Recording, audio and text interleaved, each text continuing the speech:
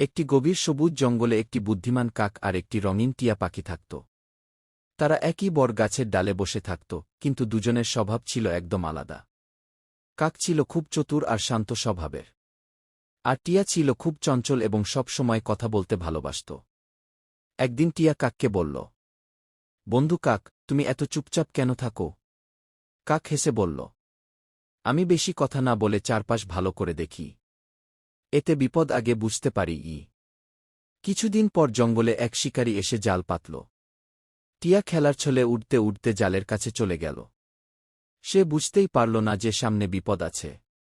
কাক দূর থেকে সব দেখে দ্রুত উড়ে এসে বলল, টিয়া বন্ধু, ওদিকে যেও না, সেখানে শিকারীর জাল আছে। টিয়া দ্রুত ফিরে এলো এবং বড় বিপদ থেকে বেঁচে গেল। সে খুব লজ্জা পেয়ে কাককে বলল, বন্ধু, আজ তুমি না থাকলে আমি ধরা পড়ে যেতাম। কাক মিষ্টি করে বলল, বন্ধু মানেই একে অপরকে সাহায্য করা।